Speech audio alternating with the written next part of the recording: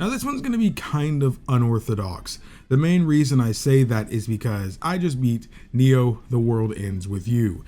And this is in a way a sequel to the video that I did before, just a couple of days ago, where I said, hey, Square sent me the game, thank you. Now I want to give you guys my first initial thoughts, whether you should pick it up, what you should know going in, and what I think about the first few hours basically.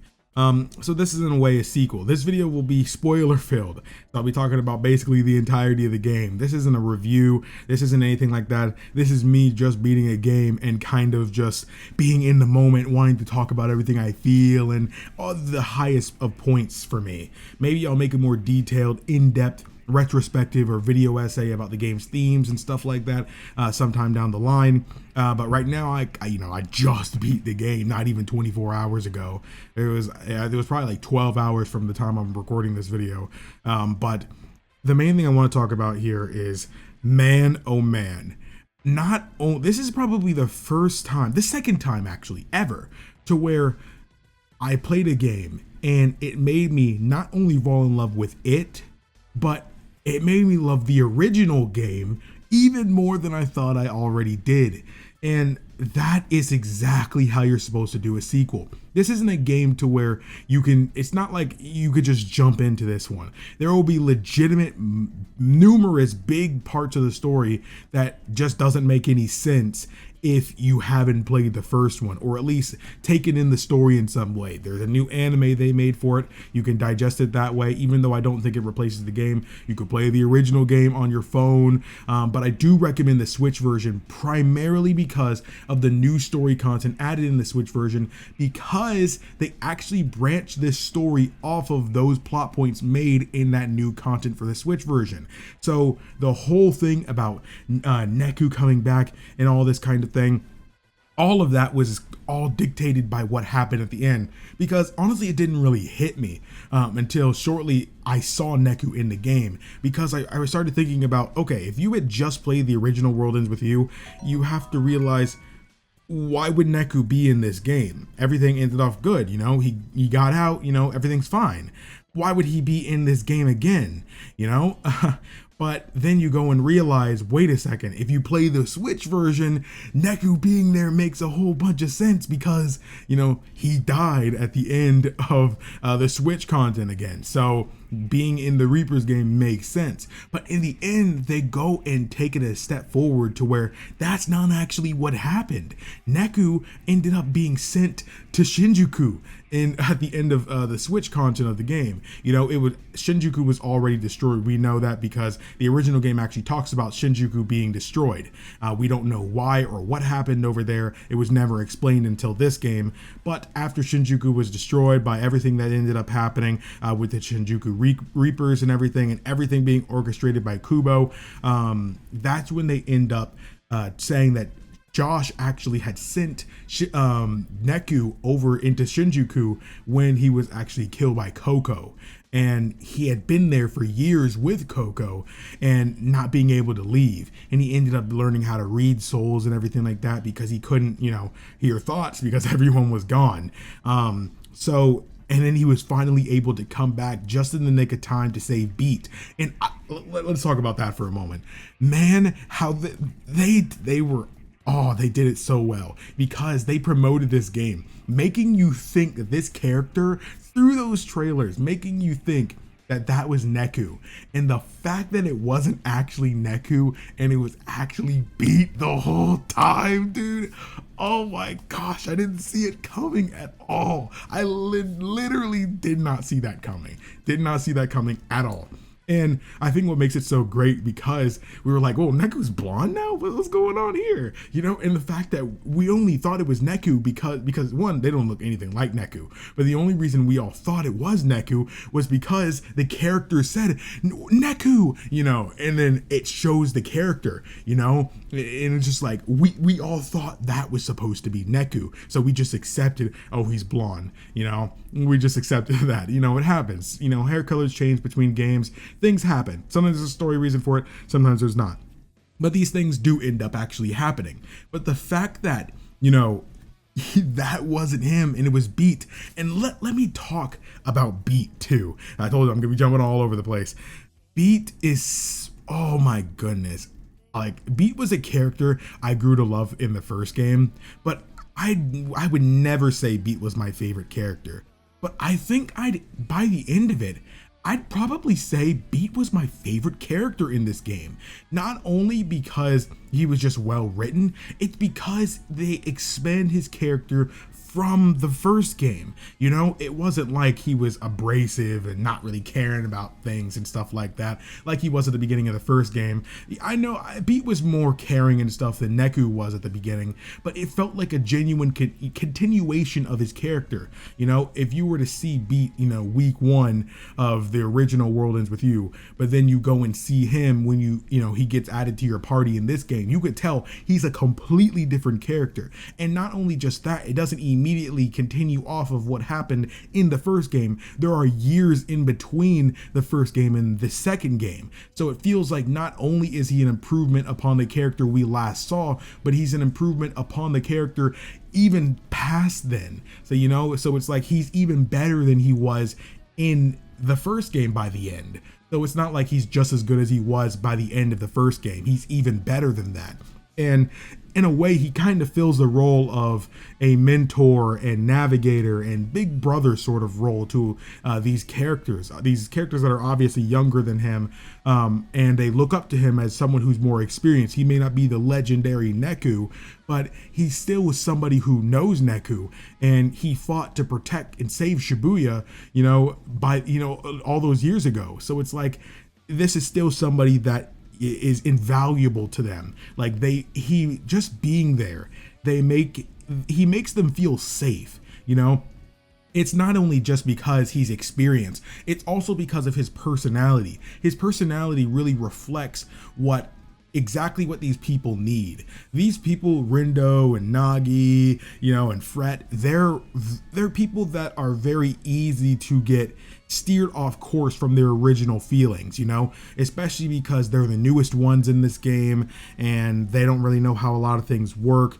When they're up against someone who clearly looks stronger than them, they're easily discouraged from, you know, the confidence that they did have, you know. But when Beat joined the party, things started to change. They still doubted themselves and they still failed. That's where the whole time travel mechanic came into play. But the whole thing, like everything, they started doubting themselves less when Beat was there. And even when they did doubt themselves, they would catch themselves on it. It was hard to keep feeling nervous when Beat would be there to reassure you, it's gonna be all right, yo. You know, all we gotta do is keep hitting him till he doesn't get up again. You know, and it's little simple things like that. It's easy to look at Beat and just say he's that one dumb friend, but Beat, he knows. Beat says these things for a reason. He may not understand the complex feelings and, you know, things, all these big things going on behind the scenes. He may not get a lot of that stuff, but he understands people's emotions. He gets how people can feel in these situations. But at the end of the day, he's a person who lives his life not really trying to let those things stop him. And at the end of the day, if you're rocking with him, he wants to make sure that you guys are going to be on the same wavelength, you know. Not just so, you know, oh, you're holding him back, but in a sense that he wants you to be able to carry your weight too, in a sense to where I want you to be okay.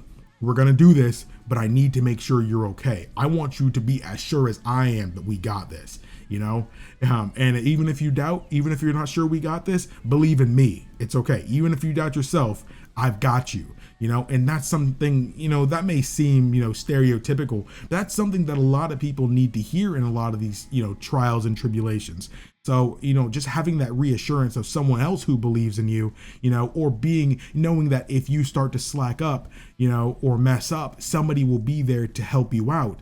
That kind of thing goes a long way, especially when these people are fighting for their lives, you know, for 7 days a week. You know, that kind of thing really, really meant a lot. And having Beat there, literally it made the game 10 times better. So the fact that it made me love a character who I thought I couldn't love anymore, even more, that makes it so much better, because they promote this game in a way to where this game is about these new characters. But in a way, I think that the returning characters are just as important as the new characters. Obviously, they get most of the, you know, the screen time because they're there from the very beginning, and Neku doesn't show up until the final week. So obviously he gets less screen time, but at the end of the day they follow up on his character too, because just as I said with Beat, the exact same thing is done for Neku, because with Neku he actually hasn't really been interacting with anybody besides Coco for like the last 3 years, and now that he's back again, it feels like even though he wasn't able to interact with a whole bunch of people and grow his relationships and stuff like that, it still helps that he grew as a person, you know, reading what these people's souls were like, and, you know, interacting with Coco. Obviously she's a bit harder to deal with and stuff like that, but the fact that, you know, he got on such friendly terms with her and stuff during that time really is comforting, and you can see how much, you know, Neku has grown as a person, and in a way he kind of fills that big brother role too. It's kind of like that big brother that wasn't, that, you know, you didn't really grow up with because he was a lot older than you, and, you know, you actually get to interact with him. Say you're about 13, 14 now, and he comes to visit and he's like 25, you know, 26, 27 or something, you know, and you get to see how cool he really is, and he's really everything that everybody hyped you up about. And that's exactly how it feels with Neku. You know, whenever you doubt yourself, Neku is there to make you, to reassure you it's gonna be all right. He does it in a very different way. Neku is much more intelligent than Beat, and he's kind of like Beat in a way to where he's there for you in a similar sort of way, but he's also intellectual to where he can get the complex stuff of things, and he knows there are complex ways of dealing with things. You know, the way they approach situations are very different, but they both have the same desire. They're both looking for the same outcome, and I think that's really well done. So they're not copy and paste of the same character, because especially if you played the first game, they were very, very different characters, and sometimes the things they did and things they said sometimes didn't make sense and were frustrating to see. You know, sometimes we didn't know why Beat was doing some of the things he was doing or why he became a Reaper, but then when we found out, it made a lot more sense, you know. And the fact that these characters grew since then, and you could tell they're able to look back on their situations and see, you know, understand their mistakes, and, you know, learn and grow from them, it really adds to how much these characters have grown since we've last seen them. You know, it's not one of those sequels to where it takes place a day or two afterwards. Again, there are years taking place between these. So it really, really makes me happy to see that these characters grew while we were away for the 14 years in between these games. So, you know, obviously it wasn't 14 years for them, but still. And I really love how they ended up doing things with Kubo. They did the JRPG trope that I was pretty sure they were going to do. We end up fighting Shiba, we end up winning, and then Shiba wasn't the true villain. He was just being played for a fiddle this whole time, and it was Kubo pulling the strings the whole time. You know, they do this already, and I'm not, you know, I wasn't really upset about it. It just, every RPG does this at this point, so I wasn't too upset. I was honestly expecting it, and it did end up happening. But they ended up doing it in a way that I really, really wasn't sure how they were going to go about it. Now, they ended up making it to where he got exorcised by another angel. Kubo was an angel. They didn't really go into what angels really were in the previous game. They only really went into it tiny bit in the story, and they did it mainly through the secret reports. Now, as of the recording of this video, I thought about not doing this video purely because I didn't do the another day segment of the game, just like the first game had. It's basically the story in an alternate world and stuff like that. Normally it's a lot more comical, but there is, you know, real huge lore behind this world existing. Parallel worlds are very, very important to the world ends with you. The first game is no different. The second game is no different. And I haven't actually experienced that yet, meaning I also haven't gotten the secret reports. Now, if it's anything like the secret reports of the first game, in the first game, you don't know who the true villain is. By the end of that game, the final boss you beat, that is not the true final boss. There was someone else orchestrating things, you know, doing stuff behind the scenes this entire time, and it never said it. Now, that person was actually Mr. Hanakoma. Now, I was a little upset that he didn't actually appear in this game. He was mentioned one time by Neku when they're on Cat Street talking about someone that they met, you know, on Cat Street. They didn't say his name there, but later on they name dropped Mr. H, but they never said what happened to him. They never said what he did. So, you know, we don't know what really happened to him. What did he continue his plans or what?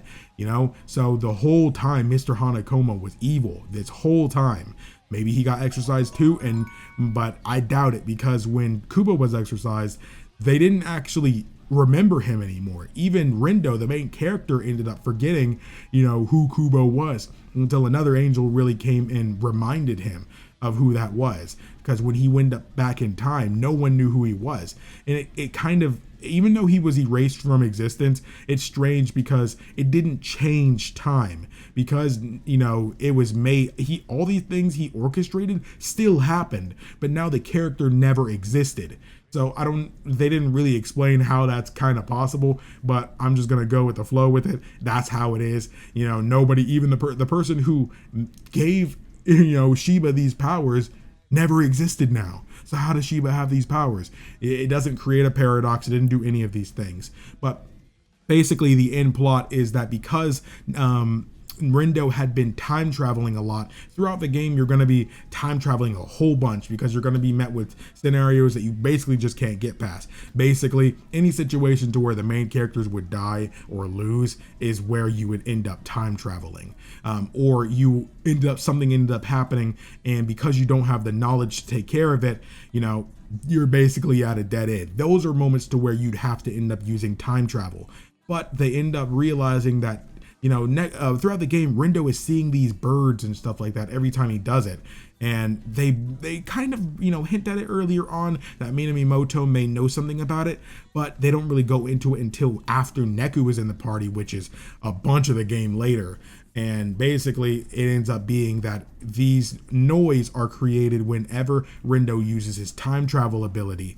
And it basically is, what it's doing, they really went out of their way to explain this very strangely, but in essence, in a really dumbed down sort of way, what they did was they got, every time that Rindo time traveled, basically the energy of these people and all the living beings of the world, end up being compressed and just become nothing energy or whatever. And when that thing can't go anywhere because they shifted to another world, I guess now, because he changed time, that would be converted into these noise, which they end up having, comes up biting them later on. So in the end, they have to end up fighting all these different worlds of essence of noise. So you could basically think of the life energy of all the people who got left behind when he time traveled. That's basically the final boss, everybody in the world.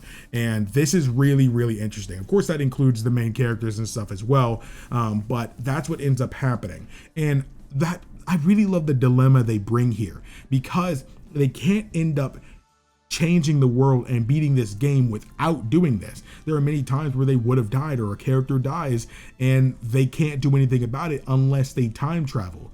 So if they want to win the game, they have to time travel. But the worst part about it is they have to, every time they end up time traveling, they end up getting stronger. So those noise that they have to fight at the end of the game, they get even more powerful. And I'll just go as far to say this: they're so powerful that they basically kill everyone, including Neku, who's one of the strongest psych users in the whole series. They end up even getting him beat. Neku, Nagi, Fret, all of them, Shiba, who was the main villain, all of them end up dying just because they couldn't handle it. They were too strong. So it ended up being terrible, and in the end, even when the other angel came and saved Rindo in the end of it, they ended up making things go back to normal. The world was saved, everything was fine, and everything was okay. But except it wasn't okay, because the world is saved, but the sole reason that Rindo loved Shibuya is gone now. It's got all his friends, the people he loved and cared about. He has his family, but all of his friends, they're gone. And not even just gone, they never existed now. That's what makes it worse. He can't go to school or anything like that without seeing that, Fret never existed. None of them are in his contacts anymore. So at that point, it makes you ask the question, what's the point? In a way, I'm gonna bring up Steins Gate here. It's from the visual novel. Spoiler alert for if you don't want to know the spoilers for visual novel. This is considered canon, but it's not part of the main story. It's an optional world line you can go to if you make a choice to do this in the visual novel. But if you're trying to get the true ending, you will not experience this part. But basically, it's a worse version of the Ferris ending from the original Steins Gate visual novel. Basically, in that world line, if he really wants to save, the people he cares about, but he can't end up letting Ferris, sacrifice her dad, because if they want to get back to the original world line they were in at the, first episodes, he has to make Ferris sacrifice her dad again, who died a long time ago. But because she wanted him back, she sent the D-mail, mail to the past, that would basically save her dad. But to do that, they had to cancel that out. But in the visual novel, you can choose to not let her do that. And then when doing that, so it would take you to a Gamma world line, to where in the end, everyone's okay. The people you care about don't die. Everything's fine. The world isn't about to end. World War III isn't going to come. But at the end of the day, now none of his friends that he was with know him anymore. None of them know who he is. He didn't grow up with Mayuri. He didn't go to school with Daru. None of that. But he's dating Ferris in this world, and he's some pro Rynet player. But see, why I'm comparing these two is because in the end goal was reached. In Neo the World Ends With You and in Steins Gate, the end goal was reached. The world was saved. Everyone's okay. Shibuya is back to normal. But at the end of the day, the reason they wanted things to be back to normal is gone now. The relationships he had, all of them are gone, and that's not okay. This isn't what he wanted. But at least in Steins Gate, Okabe can still become friends with Mayuri. He can still become friends with Daru, and still end up being as close as they were before. But at the end of the day too, now, Rindo didn't get that. He couldn't get that because they never existed now. Yeah, everything may be okay, but he can't go and become friends with Fred again. He can't go and meet Shoka. All those kind of things. That's just what makes it so bad. It sucks. It really does suck, man. And I haven't even really brought up Shoka in this. And I'm not gonna lie, all throughout the story, even at the very beginning, you go and meet this Swallow character. It's this person that Rindo is online friends with when they're playing Fango, which is basically Final Fantasy Pokemon Go. Square needs to make that happen. I'd play it. I'm gonna be real. I would play a game like that. But they're basically someone that Neku can confide in. He's been friends with this person for 3 years, and they're very close, but they've never actually met. And then when he ends up getting into the Reaper's game, he basically gets all connection to the outside world cut off. But then he goes and realizes he can still talk to Swallow. At first he doesn't even notice it, but then later on he realizes, wait a second, if everybody else is cut off except for Fret, who is still here in the Reaper's game with me, why am I able to talk to Swallow still?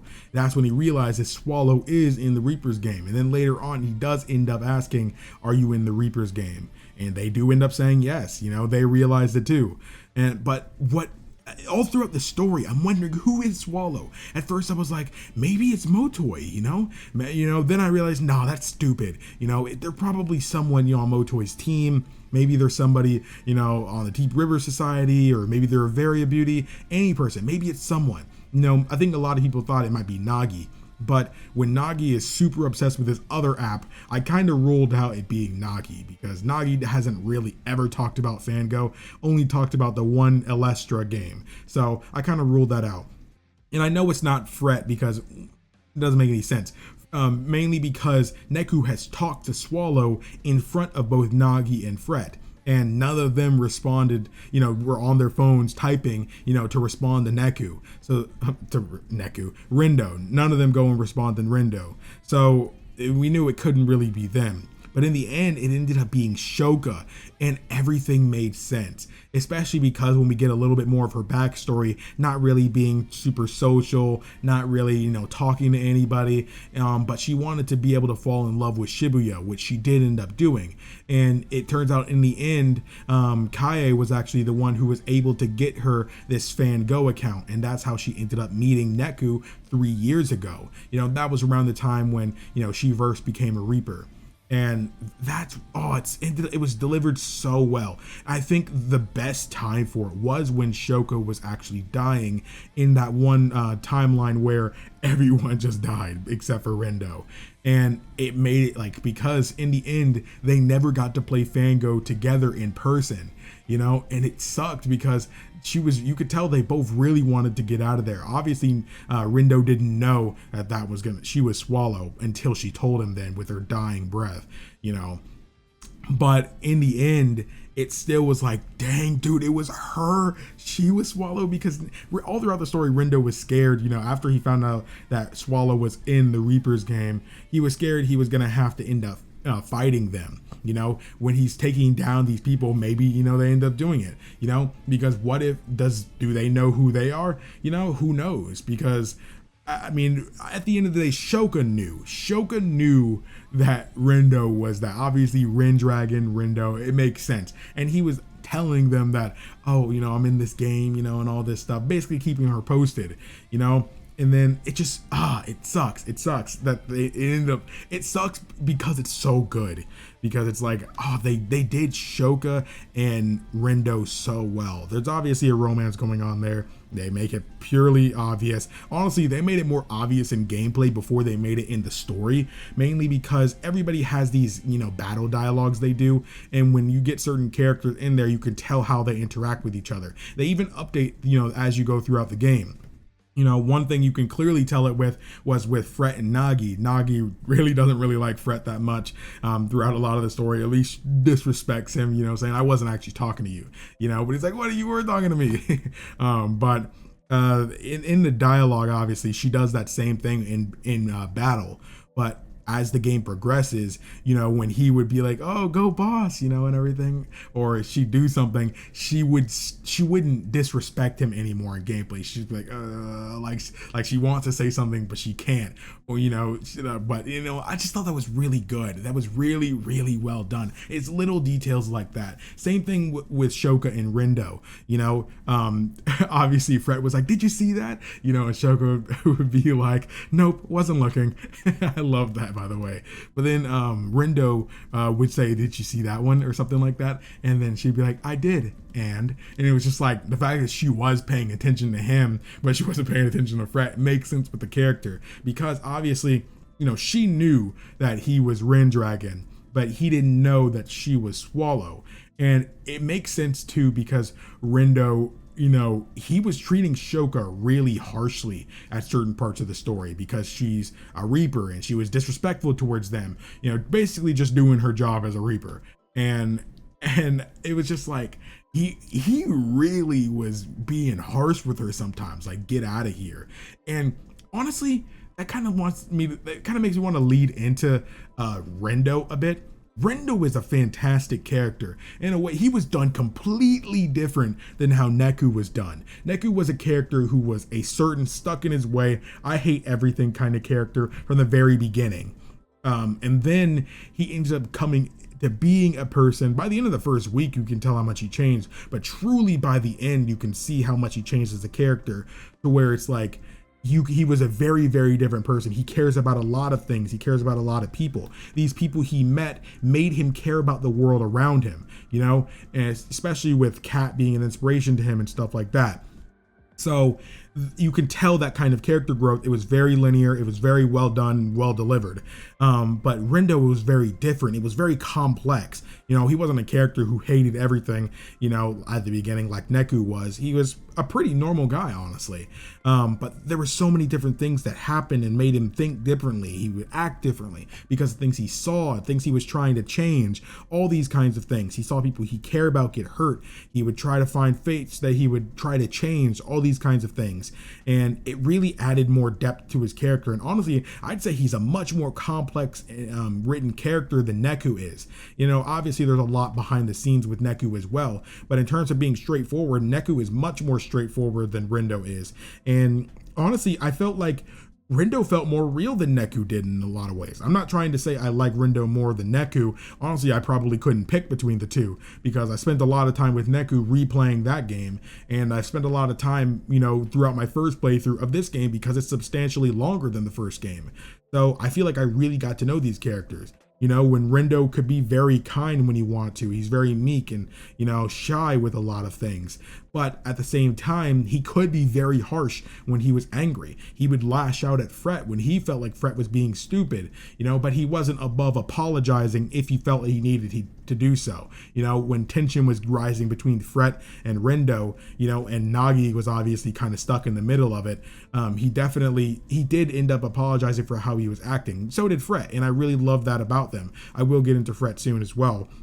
But what I really loved about Rendo too was that he was able to really be harsh at times, because even I felt bad for Shoka. Honestly, there was a point in the story where I was like, Shoka is the worst character in this game. I legitimately said that to myself. But then I had no idea over the next 10-15 hours that she would probably be right up there with Beat for me. Rendo, Beat, and Shoka are probably my 3 favorites. Then next would probably, it's just so hard to pick with these characters, man. Beat was just one character that during the story, even though I love all of these characters very dearly, Beat was the one character that I was like, dude, I love Beat now, man. Look at you, look how much you've grown. His character sprite was awesome. Dude looks really cool.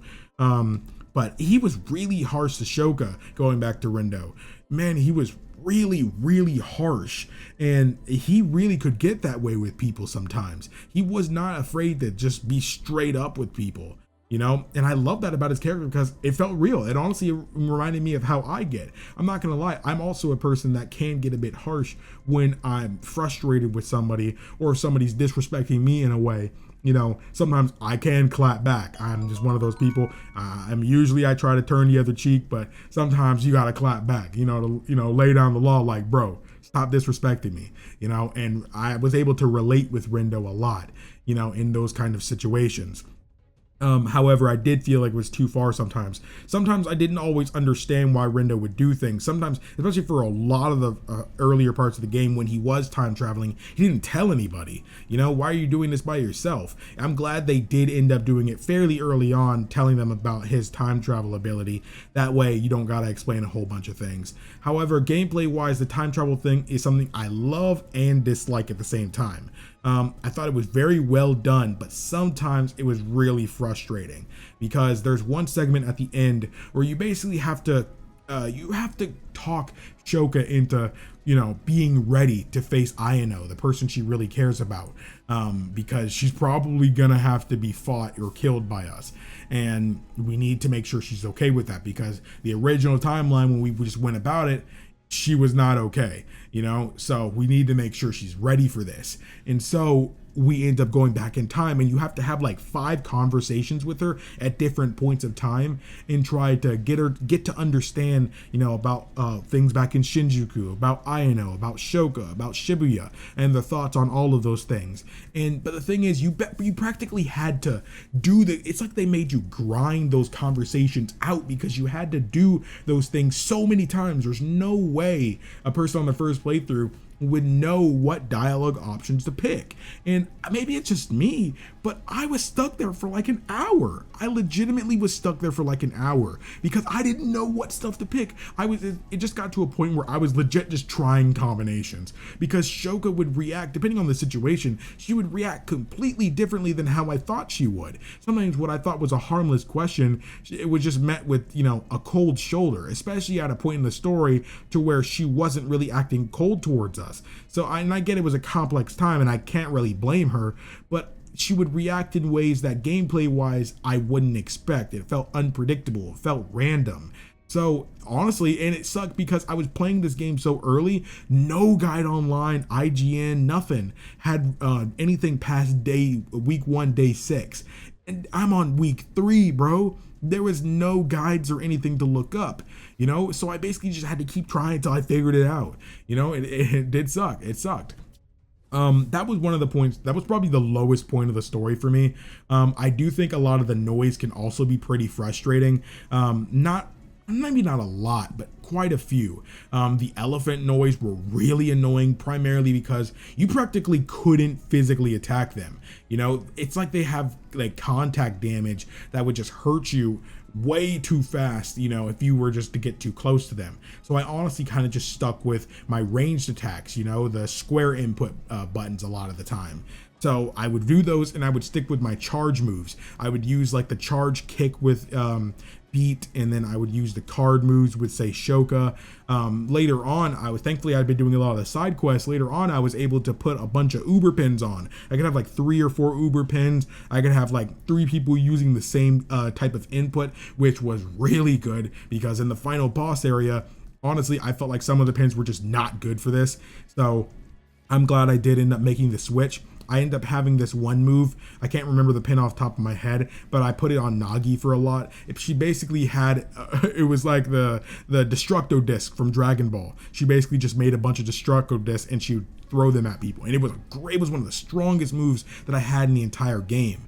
I wasn't the biggest fan of charge moves if it wasn't throwing something or kicking at something, because it was kind of, it was hard, especially when you're throwing, like, say, the bombs. They were really hard. If you teamed up, like, say, the bomb with a trip wire or something like that, to trap them, that was probably a good combination, but I really didn't want to play that way. I don't like having to sit still with a lot of the abilities, and as far as I saw with the bombs and stuff like that, you have to sit still for that, especially late game. There's always something attacking you. So I like the Destructo disc because I can move while doing it. I like the kick because I was in the air, you know, and able to move while doing it. Practically all my moves allowed me to move around while I was attacking, you know, or charging up. And that was my way of going about things. During the final boss, I had 3 people using the square inputs. I had Nagi, I had Shoka, and I had Rindo all using square input moves.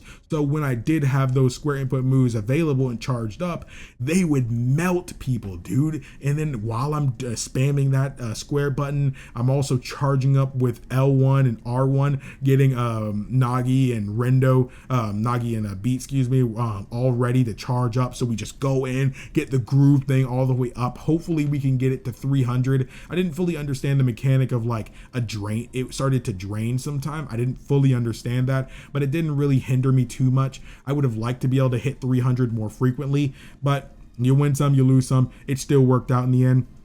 But honestly, I think other than that, I do want to talk about Fred a little bit. I really thought Fret was honestly before Beat came in, and even after Beat came in, I started considering if Fret was my favorite. I felt like they kind of, I don't want to say they mishandled it, but there was an aspect of Fret to where they're saying he's never really honest with himself or others, you know, about how he feels about things. And honestly, they never made it seem like that was the case. Maybe that's just them doing a good job, but honestly, I kind of felt like that was brought up out of left field. I felt like there was less evidence of that throughout his, you know, story, you know, before then, because after they bring that up, you see it all the time. And I felt like there was no evidence to that earlier on. He would hesitate to say things, and then he, you know, quickly say, no, everything's fine. But, you know, and you could tell, obviously, he's not fine, and that's not what he really thinks. But they didn't do that at all at the beginning. So I felt like they forgot to give, you know, Fret a backstory. So they did something later into the story's development to try to make Fret more relatable. And what we got was pretty great, and I enjoyed that, but it did feel like they waited too long to do that. But it ended up, you know, being executed very well, especially when they end up killing off Kanon, who I really, really liked. She was someone I couldn't really get a read on. Was she just trying to use them, or was she a character who really did care for these people? It ended up being that she really did care for them, and I'm really glad about that. Kanon was a great character. She was probably my favorite of anybody who wasn't on our team. Motoi, I honestly didn't really like after the reveal. I saw it coming a mile away too, that, oh, this person has somebody they look up to and they're not really the same, mainly because I knew about how Mr. H was also Cat too, and mainly because I knew what Cat was after reading the secret reports. I was like, oh, Rindo has someone he looks up to? Yep. Nope, there's gonna be something wrong with this guy, and it ended up being true. It was definitely in a different way, and it wasn't to the degree of Cat, but still, it was something that was done in the game. So that's how it ended up being. But I still think they wish they handled it a little bit better with Motoi, but Kanon easily made up for it because she was a really great character. She pushed these characters in areas to where she was that guidance they needed throughout this Reapers game when Beat or other characters couldn't really provide it. I think I didn't like Shoka at some points. Going back to Shoka, I didn't like her at some points because some of the things she didn't make sense. I get how she wanted to be somebody. She wanted to be a Reaper again, especially, you know, that's why she kind of snitched about Rindo's abilities and stuff like that. But in the end, she didn't even end up following through with it. And I get it's because feelings are complex. In the end, you know, she didn't want to get, you know, especially since she knew he was Rendragon and stuff, she didn't want to lose Rindo, and she didn't want to lose the rest of them either, you know, but she wanted to be a Reaper again. She wanted things to go back to normal, but, you know, she still betrayed them, and Rindo was harsh with her after that. He's like, should you even be here? And she honestly kind of accepted it. It's like, no, I probably shouldn't, you know, because after what she just did. But in the end, you know, he admitted, you know, I may have said these things, you know, especially when he told her just go back with them and everything. He ended up saying that he didn't mean that, and I thought that was really good. That's one thing I would like about Rindo. He can be very harsh, but he's quick to apologize when he realizes that that was something he shouldn't have said or done. And I really do appreciate it about his character. It shows there's a level of maturity with this young character that you don't see a lot in characters in media. I don't really see that too often, at least not in this context. I thought that was very, very well done. And I'm glad they ended up making up and getting better, especially towards the end when they can finally play Fango in person, you know, and give her the nutkin. And I thought that was really, really well done. I love that. I hope, you know, especially since they show romance between the characters. They're both blushing, you know, and stuff like that. And I'm just like, I eat that stuff up, man. I'm sorry. And I really hope stuff flourishes.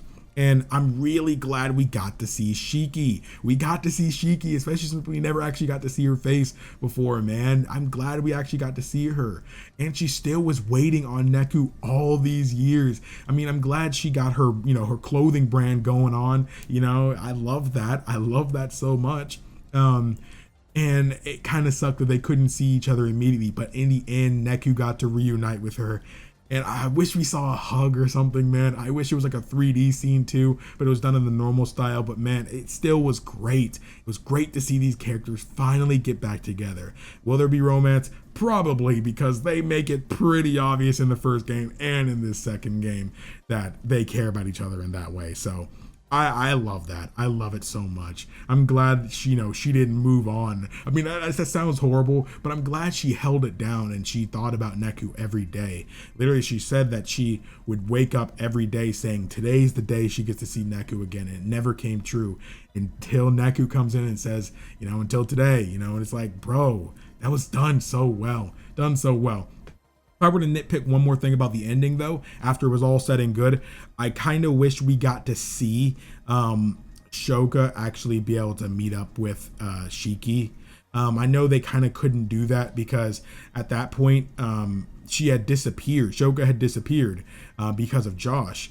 And Shiki probably wasn't going to be around forever. She only really came to fix up Sugumi's little problem with Mr. Mew. So that was the only point that she really came. And she probably would stay a while because of Neku. But Neku might not even live in Shibuya anymore after all this situation. He may just go and, you know, vibe with Shiki. So who knows? Who knows? But I would have loved to be able to see that. Even if it doesn't make sense in the context of the story, I would have loved her to be able to see somebody she looks up to so much, who made something that she cares about so much. I thought that would be pretty cool. But didn't end up happening. Just a small nitpick. But other than that, I didn't really talk about Nagi too much. Nagi was a character I really, really liked too. Again, I didn't like how she was disrespecting Fred a lot, but she's actually a very complex character that, you know, really cares about communication with people. It wasn't really that she hated Fred. It was more accurately that she didn't understand what kind of person he was. And with her personality, speaking and interacting with people like that isn't really her forte. And in a way that kind of makes why she loves Alestra so much, because it helps her with the communication, which is why she ends up recommending it to Fred later on in the story. And by the end, you can, he's already, you know, getting kind of hooked on it. Saying, this guy keeps smiling at me, you know, and he got invested into the story. And she, you know, and what one detail I love about that ending is they don't even mention it. But not in a little flashback of her talking to Fred, she calls him Lord Tosai. And that is huge because I don't think she says his name once in the game. Not once in the game. She doesn't call him Fret, nothing. Not once. And you can tell, because normally she says Lord Rendo, Lord Tomonami, and all this kinds of stuff. You know, she does all these, Lord Neku. He says all this kinds of stuff. That's just how she talks. But she didn't say that for Fret once. But that really shows, especially when they had that heart to heart, you know, after, you know, what happened to Kanon and stuff, and they had to face, you know, the fake version of her.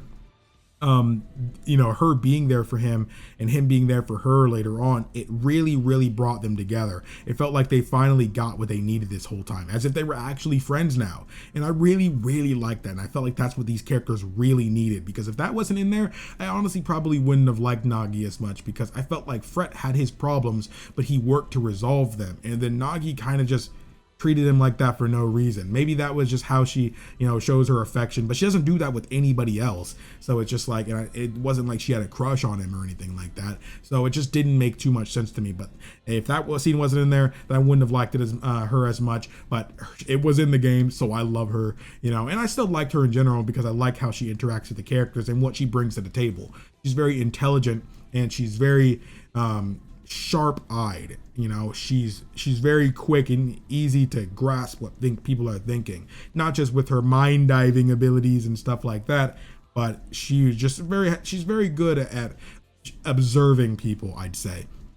But other than that, that's most of what I wanted to say. I've been talking for almost an hour. It's been almost an hour for me, so it's like, before editing, so it's like, dang dude, this game was fantastic. I mean, there's other things I could talk about. I loved having 6 characters. I love the combat, you know, all these kinds of things. It feels like an evolution of what the first game was trying to do. I do think that there are things I miss about the first game's combat in a way too, in comparison to the second one.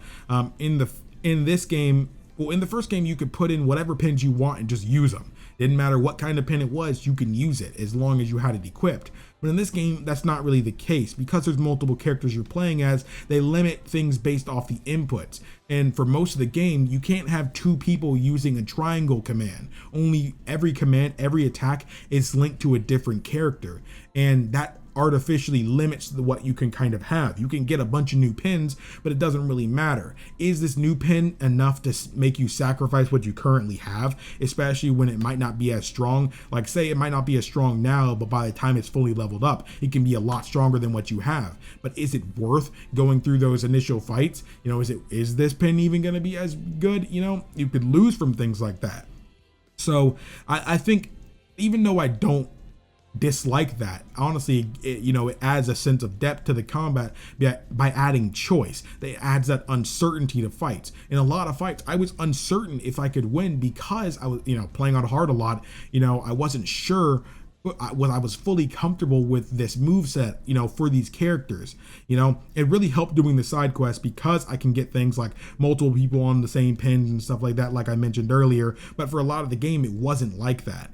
So I don't know. I think both combat styles are very good. One thing in particular I gotta say was really good was I really like how they did clothes in this game, because before, if you didn't have the style points to actually wear them clothes, you could not wear them in the first game. But in this game, it doesn't matter what your style points are. You can wear whatever piece of clothes you get in the game. But you couldn't get the ability linked to those clothes if you did not have the style points required. And I thought this was done much better, because bro, why do I have to have a certain amount of swag to wear these clothes? Shouldn't putting on these clothes give me more swag? That's how it would work in real life. So I don't understand why it wasn't done similar there, but they wanted to have the style thing for a reason. And even then, it still doesn't make sense because your style points don't go up wearing these better clothes. You just get higher stats. And I think that works very good. Food is back again. And it's done way better, especially because you actually have to feed everybody when you go to a food store. And it was very good. And they weren't done in the sense of held items like they were before. But they were, as you fight more, more, you'll end up using more and more energy, so you'd have to eat more frequently in this game as well. And the food was permanent stat upgrades, which I thought was very, very good. You know, and everybody having foods they liked and disliked and stuff like that. So you'd have to pick what people like, you know, a lot to, you know, to fill the gauge up a lot. But sometimes you have to get food that they're just okay with, you know, that way it fills it up a bit more. Because if you go over 100% on the bar, then you actually can't eat anymore until you're fully, you know, starving again, which I thought was a good give and take. You know, sometimes I'd have to go and eat and purposely not get us fully full, you know, because if I went over, then I wouldn't be able to eat again for a long time, especially when I might have really needed it. And I thought this was very, very well balanced. I thought that was really balanced, especially how it limits you having to feed everybody. Because, bro, you're going to go to you're going to go to a restaurant and not all the homies are going to eat. That doesn't make any sense. So I really think it was done very, very well. But I think that's about everything I wanted to say. You know, obviously there are a bunch of things I could have said. These are just the highlights. I've been talking for an hour just talking about the highlights of this game. I didn't go into how I feel about every little theme and things like that. I didn't go into every character. I didn't really talk about you know, the returning Reapers from the first game. You know, I didn't really talk too much about Minamimoto because outside of the first week, he comes in dang near on like the final, you know, last couple days, you know, and just shows up when he feels like it. And it didn't really do much for the story, if I'm honest. Minamimoto is not really important to the plot. You know, he helped them figure out how to figure things out in the end, because how they end up resolving it was thanks to Minamimoto. So he did play his part, but it wasn't as substantial as the game box is probably making you think it was. Because again, Minamimoto is not in most of this game. He's in the first week, and after that he leaves, and he's not there until the end of the game again. So he's not as substantial as they originally made it seem like he was, which I'm perfectly fine with, because I think overall I like Beat being in the party, because a lot of times Minamimoto wasn't even really much in cutscenes, and he didn't really offer as much in terms of cutscenes as he did in gameplay. So I think the switching of Minamimoto and Beat was a very, very smart choice, because if we had to go through most of this game with Minamimoto, I might not have liked the synergy with the characters as much, because one person who is not as enjoyable to have can diminish, you know, the overall squad.